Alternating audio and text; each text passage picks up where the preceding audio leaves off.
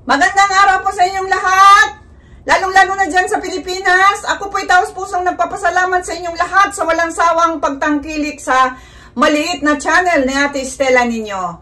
Maraming salamat po. So guys, huwag na tayong paligoy-ligoy pa. Simulan na natin ang ating topic ngayon. Ang topic natin ngayon ay ang 6 na bitamina o vitamins pampalakas kay Manoy na maaaring makatulong sa iyong problema. Pero bago natin simulan, ang mga impormasyong ibinahagi sa ibaba ay para lamang pangkalahatang kaalaman. Hindi ako doktor o eksperto sa larangan ng medisina. Bago magsimula ng anumang supplement o vitamins na lubos na inirekomenda ang pagkonsulta sa isang lisensyadong doktor o healthcare professional upang matukoy ang tamang produkto at dosage na angkop sa iyong kalusugan. Ang bawat tao ay may iba't ibang pangangailangan at kondisyon, kaya't mahalaga ang profesional na gabay. Maraming salamat. So, narito po ang 6 na bitamina na makakatulong kay Manoy. Number 1, ang vitamin E. Ayon sa Journal of Clinical Investigation 1997 na ang vitamin E ay isang antioxidant na tumutulong upang mapabuti ang daloy ng dugo at maiwasan ang oxidative stress na maaring magdulot ng pinsala sa mga blood vessels na mahalaga sa ereksyon ng lalaki. So yan guys, ang number 1, ang vitamin E. At ang number 2 naman, vitamin D. Ayon sa isang pag-aaral sa International Journal of Impotence Research 2012, ang mga kalalakihang may sapat na vitamin D ay may mas mataas na testosterone levels kumpara sa kakulangan dito. Kaya ang vitamin D ay mahalaga para sa kalusugan ng reproductive system ng lalaki. At ang kakulangan nito ay maaaring magdulot ng erectile dysfunction at mababang testosterone levels. At ayon sa pag-aaral, may kaugnayan ang vitamin D dito. So yan po yung number 2 na makakatulong na bitamina, ang vitamin D. Saan ba nakukuha ang naririnig nyo ba yan? Sa sikat ng araw, isa po yan. Magpa-araw po tayo. So yan po yung number 2. At ang number 3 naman, vitamin C. Ang vitamin C ay isang powerful antioxidant na tumutulong sa kalusugan ng blood vessels at maaring magsulong ng malusog na daloy sa bahagi ng katawan kasama na ang ari ng lalaki.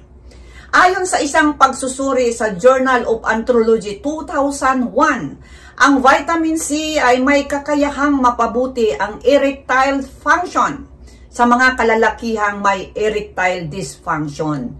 So, ang ibig sabihin, maganda po ang vitamin C dahil ito ay nagtataglay ng powerful antioxidant. So, yan po yung number 3. At ang number 4 naman, ang tinatawag na folic acid, vitamin B9. Ayon sa isang pag-aaral sa American Journal of Clinical Nutrition 2006, may positibong epekto ang folic acid sa reproductive health ng lalaki, kasama na ang pagpapabuti ng sperm count at kalidad nito. Ang mga kalalakihang may sapat na folic acid ay mas malaki ang tsansang magkaroon ng magandang daloy ng dugo at mas malusog na reproductive system, kasama na doon si Manoy, ang ari, no? So, yan po yung number 4. At ang number 5 naman, ang vitamin B6 naman ito.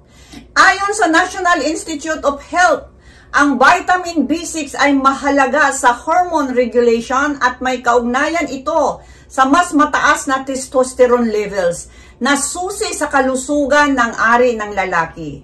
Tumutulong ito sa pagpapabuti ng blood circulation.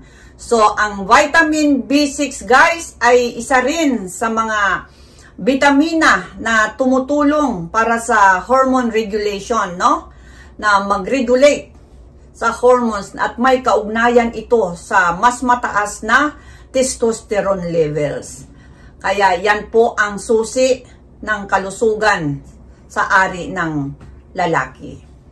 Kaya yan po ay isa rin na ating tingnan o kung mabuti ba ito para sa inyo, no? So, yan po yung number 5. At ang number 6 naman, ito ay ang tinatawag na zinc.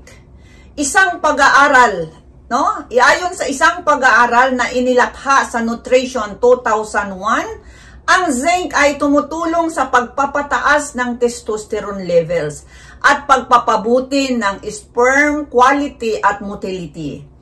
Ang kakulangan ng zinc ay maaring magdulot ng mababang testosterone levels at iba pang reproductive health issues.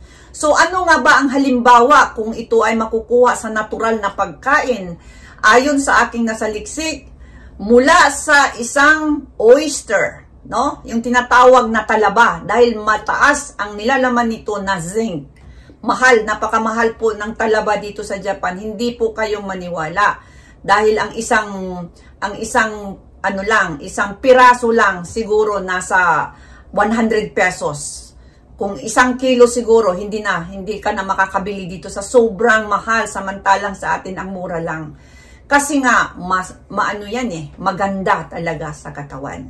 Pero, yun na nga, sinasabi ko guys, na bago natin simulan ang anumang mga bagay, na mga suplemento ba yan, o mga pagkain ba yan, lalo na ang talaba, dahil napakataas po ng niyan, no? Kaya, kailangan muna nating magpatingin sa ating doktor kung meron tayong mga iniindang na mga karamdaman. Magpatingin tayo at para sa professional na gabay, kung po pwede ba o angkop ba ito sa atin.